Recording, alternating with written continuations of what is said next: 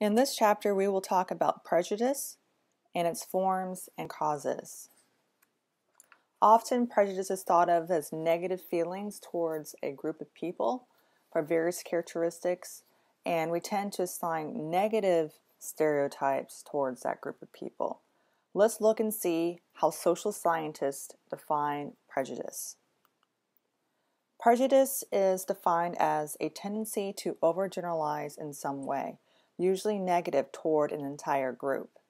This is usually an overgeneralization, and this is the tendency to think of or react to everyone in a particular category in a more or less fixed way, based on that category. So in this way, we're treating everyone the same and thinking everyone in the same way that belongs to that group. This limits the variability within that category, and there is more differences, at least biologically, within a racial category, racialized group, than between them. There are various forms of prejudice, and we should define each of these and explain what they are. Because again, what the general public believes about prejudice is often very different than what social scientists understand and explain prejudice as being. So first is cognitive. These are simply the beliefs about a group, so what you think about a certain group. Next is affective. This is your feelings. It tends to be a dislike of a group. And conative is a desire to behave negatively towards a group. So this is a passionate feeling that you want to hurt or sometimes harm a group for whatever reason. So it's not the actual act of harming the group, that's discrimination. This is a feeling like you want to hurt them. And these distinctions are important because you can reduce one without affecting the other. And so what I would love happen in an idealized way is for all of us to have a feeling change. So affective, so how we feel about each other and other groups. What this class is more likely to do is give you information and ways to think about race. And so that's more cognitive. And I cannot change how you act or how you think you're going to act towards a group. That is conative. That's your own individual choices. That may be controlled by laws or social norms. So research indicates that such affective prejudices, or your feelings, may have stronger effects on people's overall racial attitudes than cognitive prejudice or what you think. So in this case, feelings outweigh what people think. Stereotypes are defined as an exaggerated belief associated with a category such as Stereotypes is defined as an exaggerated belief associated with a category such as a group of people. And these, again, are exaggerated beliefs. Not everyone in a particular group is going to be exactly the same. There's so much variety in a group. Not everyone looks alike, acts alike, or thinks alike. And so let's think about what stereotypes really mean, okay? So in your mind, do you think that all stereotypes are negative? Okay? So we have stereotypes that all women are caring and nurturing and sometimes soft. We have stereotypes that African Americans are great musicians and sportsmen. And we have stereotypes that Asian individuals are great at math and science. How can these good stereotypes really be bad? Okay, so these good stereotypes are often in conjunction to what people can't be. Okay, so Asian Americans who are great at math and science can't be soulful. They can't be artistic. They can't be just more human. They're more like robots. And that women being soft or nurturing can't be strong providers, intellectuals, leaders. And African Americans, if they're musicians and athletes, then they can't be intellectuals. And so these stereotypes offset what the counterpart really is. And what we do often is have an attribution bias. We tend to offset these stereotypes to outgroups that we don't like and never really reflect how we have those same attributes, same stereotypes, same behaviors in our own in-groups. So we tend to label outgroups with negative stereotypes and label our own in-groups positively.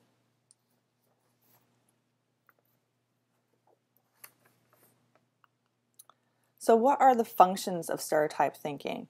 Again, stereotypes are not necessarily always bad. It's another word of saying prototype. So let's say that you hear a sound of barking and you see a four-legged animal running around. You can assume that animal is a dog. And that gives your brain a way to think, okay, what should I do in this situation? Should I pet the animal? Should I run away from the animal? Call animal control? What should I do?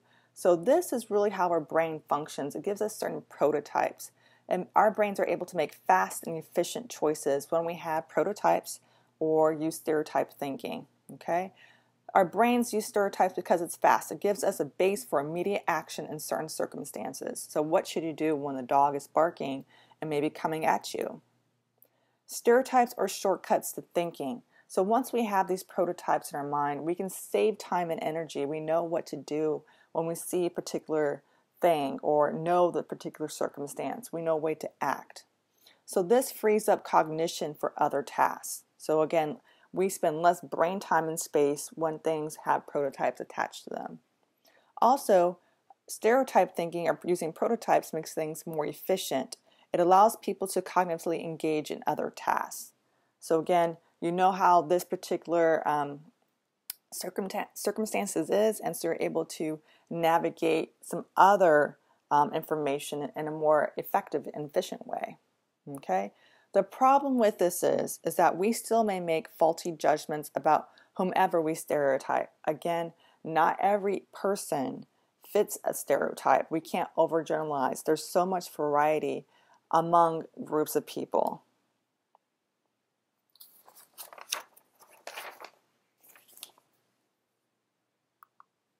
So stereotypes are often based upon illusionary correlations. This is the belief that two variables are associated with one another when no real association exists, and this again is called illusionary correlation. Two objects that are not similar but are tied together for whatever reason. So let's think about nighttime news. When we hear crime stories and we hear about, let's say it was a gun violence story and is paired up with an African American, we have that prototype in our mind that this is normal, right? We pay attention to that. Whenever we think about more recent cases of like school shootings, that's not something that's, hopefully not going to be so common that we don't have the illusionary correlation set up, okay? The idea that African Americans are tied to crime is faulty. I'll just put that out there, okay? But we tend to have these stereotypes because they've been played over and over and over again in our heads. There are two factors that cause illusionary correlations. The associative meaning. This is when two variables are associated with one another because of the perceiver's pre-existing beliefs. Once the stereotypes is activated, the person engages in biased processing of social information by intending to information consistent with stereotypes and ignoring information that contradicts it. So this is a self-fulfilling belief. It's a confirmation of what we already believe. So again, we tend to things we already believe, that we have the pre-existing knowledge, so the stereotypes make sense. The information we're receiving already fits into this bin that we already created. Next, we have shared distinctiveness. Shared distinctiveness refers to two variables that are associated because they share some unusual feature. So whatever is not normal, and then we pair them together. Okay. So in the case of gun violence, African Americans are not the normative group in our society. They're not the dominant group. So again, these stick out. And then guns and gun violence, that's not something that occurs as frequently or normal in our society. So we pair those two together when there's really nothing that ties them together. So now we're going to talk about, again, the in group versus out group. Think about some groups that you belong to, be it your gender, race, class, belief systems, organizations you belong to, your work groups. These are all your in groups. You somehow identify with them. You may even describe yourself as maybe a student. That's part of your identity label. Your out group, again, are groups that you do not identify with, do not associate with, and maybe even make your identity statements based upon this distinction. I know I am a woman because I am not a man. So again, out groups also help us define who we are. So an in-group is defined as a group of which a person is a member or with which he or she identifies. And an out-group is a group to which one does not belong to and with which one does not identify with.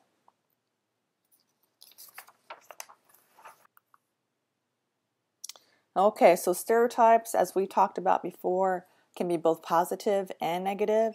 Stereotypes are a mixed blessing, and I gave you some examples before, but let's talk about some again. Asian Americans are often considered hardworking, academic, and mild-mannered, and we'll talk about how they over time have been considered model minorities in terms of race relations. Okay, and so to counter the model minority stereotype, we see them as not fully human or soulless or just lacking the characteristics of being a generally all-around person.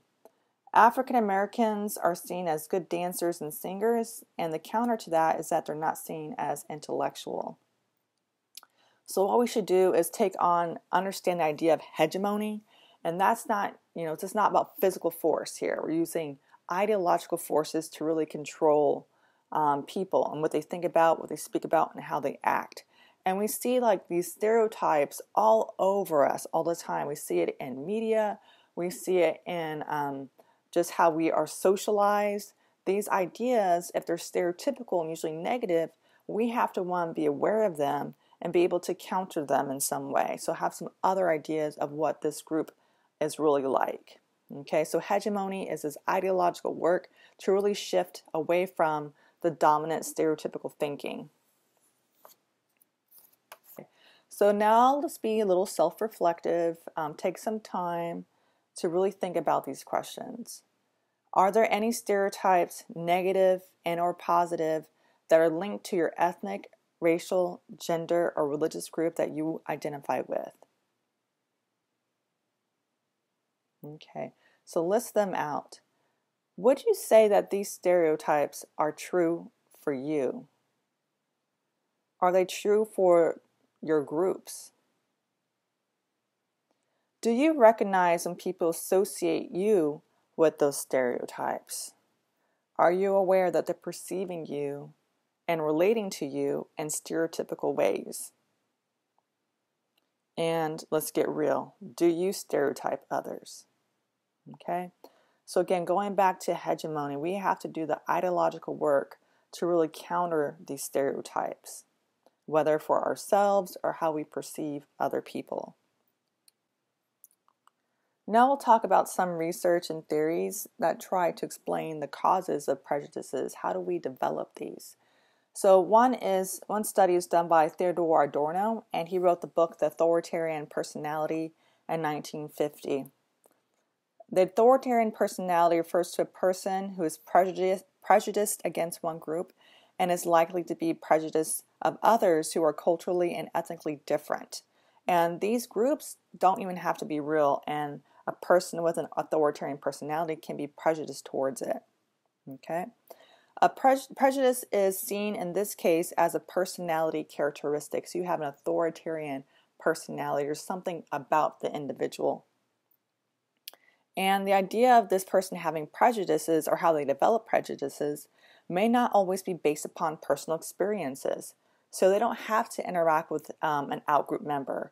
They just develop these ideas based upon their information that they have, and just because they also have an authoritarian personality. This personality does not indicate conservatism.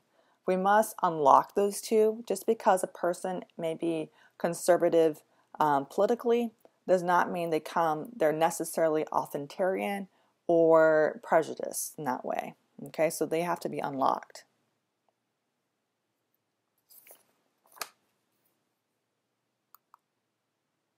So with this particular book, it's using really anti-Semitism tests and ethnocentrism tests to measure if a person has an authoritarian personality. Anti-Semitism refers to prejudice and discrimination against Jewish people. And ethnocentrism is a tendency to view one's own group as the norm or standard, and to view outgroups as not just different, but also strange and usually inferior. So your group if you're ethnocentric, is superior to all other groups.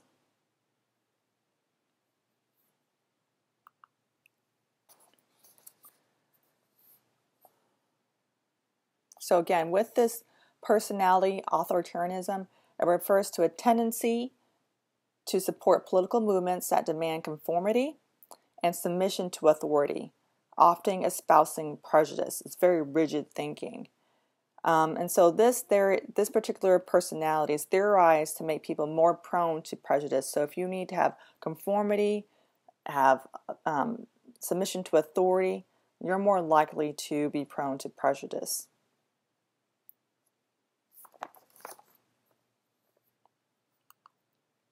Some other characteristics of people with more prejudiced attitudes is scapegoating. Scapegoating is a tendency to take out one's feelings of frustration and aggression against someone or something other than the true source of the feelings. And so it's a sense of blaming some other group rather than what's really causing conflict for the individual or the group. Next is projection. It's a process whereby people minimize or deny characteristics they see as undesirable in themselves by exaggerating these same characteristics in others. Okay, so this comes from the psychologist Freud, and Ordona believed that adult personalities reflect childhood experiences. And so whatever conflicts you experience or traumas you experience as a child will build up and also come out as an adult.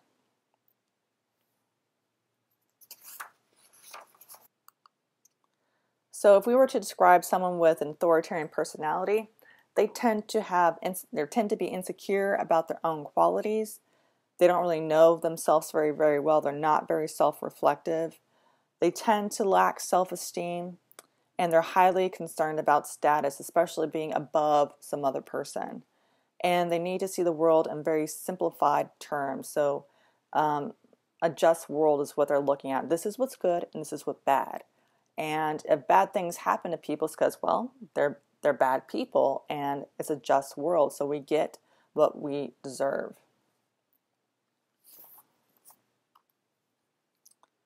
So now let's evaluate the personality theory of prejudice. And so there have been some criticisms against this, that the skills may have measured yay-saying, or people just agreeing about these questions to get through it. So yay-saying rather than prejudice or authoritarianism. And this particular scale only deals with right-wing or fascist authoritarianism. So we could think of neo-Nazis or the alt-right, but not like the everyday racism or white supremacy that we see today. So the normative ways of expressing prejudices. The 9 dimensions presented for the scale are not well supported by research. 2 main dimensions of right-wing authoritarianism and social dominance orientation are not very well supported in the research. And what we really see here with authoritarianism personalities is that it may be more of a social issue and how people move about their everyday experiences. And this is about feeling threatened. And so if you're part of a group that feels somehow threatened socially, being that you're losing status, you're more likely to have this at least be perceived as having an authoritarian personality.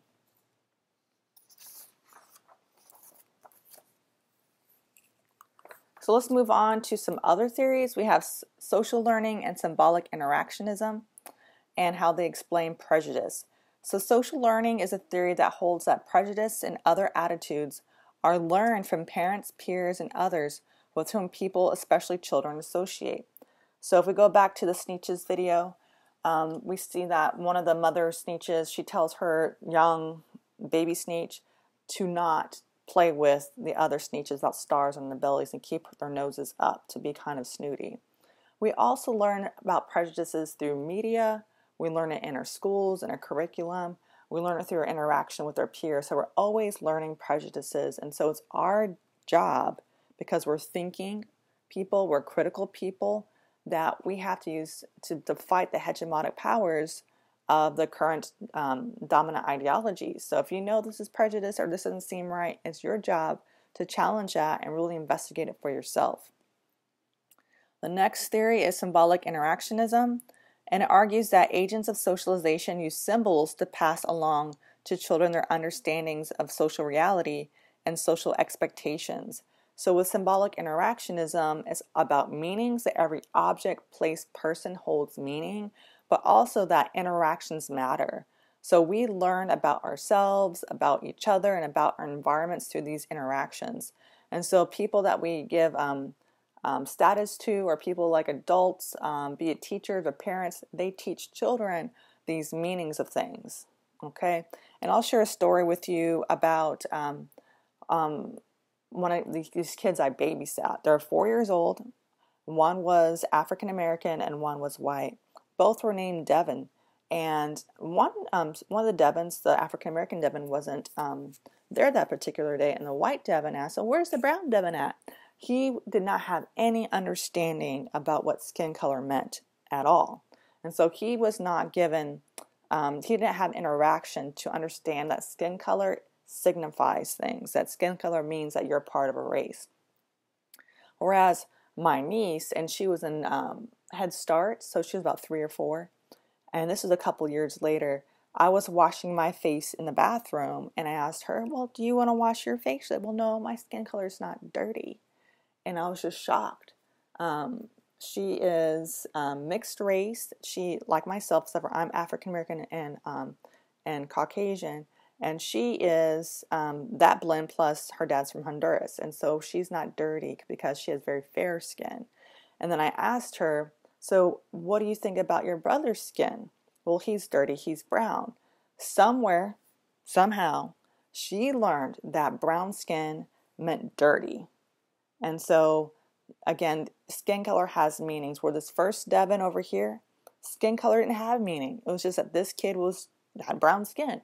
Whereas my niece learned that brown skin or darker skin was dirty. Okay?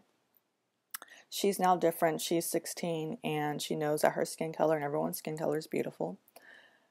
Again, with this idea of social learning, it's not something that's inherent in the individual. They're not necessarily prejudiced, from the onset, not born prejudice. It's something that they've learned. So again, more about social learning. Children develop their own self-image through socialization. We really know who we are because of the people we interact with. People tell us who we are. For instance, let's say that you were told that you're beautiful and brilliant your whole life, and you just had a great sense of self and personality. You probably thought well of yourself and performed that way. But if you don't have those positive associations about yourself because of your interactions report, that may affect your self-esteem a lot, and you may have a poor self-image. Okay? So this interaction affects how people understand their social world and the ways things are. So what's good and bad? What is safe or harmful? What should I go play with and what should I not? Who should I talk to and who should I avoid? So we learn all this through the process of socialization. Attitudes of significant others may be more important than a child's own attitudes and opinions. Okay? We look up to people who we admire or who we think has more experience than ourselves. And so a child may think a certain thing, but if an adult tells them that what they're thinking is wrong, they may change the way they think. And this goes back to the blue-eyed, brown-eyed experiment with Jane Elliott. So take some time to watch that video, and there is a discussion board on that. Growing up in a society with sharp inequalities produces racial prejudices and discriminatory behaviors in children because they're simply just following social norms. And so because we don't live in an egalitarian society, we have great inequality in our society. We're just in an environment where it's very, very likely for us and children to develop prejudices and corresponding discriminatory behavior. This is just the norm of our society.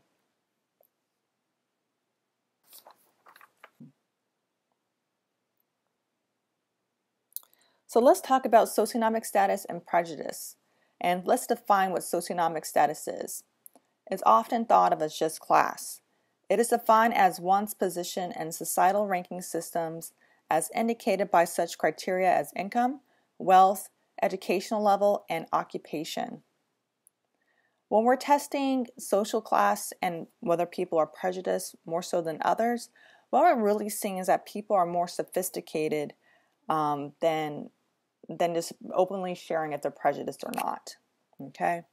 For instance, middle and upper class participants know better than to make strongly or clearly prejudiced statements. So they've been socialized in a way to know what to say and whom to say it to. They know what bubble to pick on a test versus other bubbles to pick. And so we know what to say.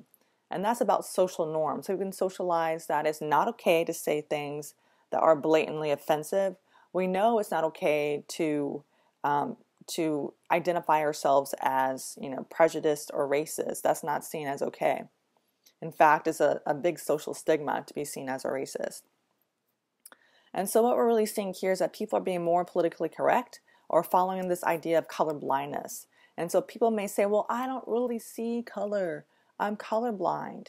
Well, that is not good, because with color blindness, you do not see how people can really, the discrepancies and discrimination that people feel or experience because of their racialized background. You don't see the person in their full humanity by taking out part of themselves. People feel fine identifying racially and ethnically. To say you don't see that means you don't see them as fully human, as a full person. So it's okay to speak about race, to identify someone as the particular ethnic or racialized group. Being colorblind is simply ignores the problem so that we can't fix it.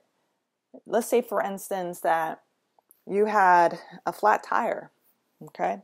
Are you just going to keep on rolling down the street as if you don't have a problem, that you're blind to the problem? No. You feel it when you sit down in your car. You hear it when your car makes all kinds of terrible noises going down the street. So it's important that we acknowledge race and racial inequality so we can actually do work to combat it. Okay. Also, dealing with the idea of prejudice, we tend to think of lower status members of our society, particularly of the majority group, as being just more prejudiced than others. No, there's still levels of prejudice within all social groups. What we see more likely happening with people of lower class status is that they see racialized minorities as competition or threats. So we'll talk about some theories in the later chapters about this competition.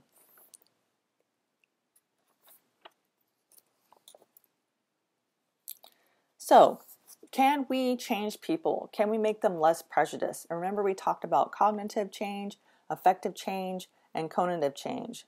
And so with this class, it's about changing people cognitively, okay? So they theorize that education reduces prejudice. People are better able to understand complex ideas and situations, and tolerance for complexity and ambiguity increases, okay?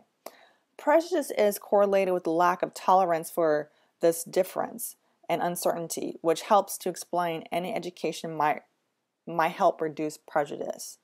So with more information, you become less ambiguous about what you believe. You have stronger feelings about what you believe. So education helps you really identify your belief systems and maybe help you improve yourself cognitively. On the other hand, education reinforces prejudices. Education teaches students the ideologies of the dominant group. And so if you look at your books K through 12, do you remember the sections in your history books or your literature classes that deal with people of color? In my cases, the histories of people of color were these small little gray boxes speckled throughout, the book. It wasn't histories about people that are my ancestors or people that I currently see now who belong to my racial and ethnic groups. So what I'm seeing here is that what is normal, good, and right are people who are a part of the dominant group. They're the heroes of our society versus others who are either the enemies or need to be rescued.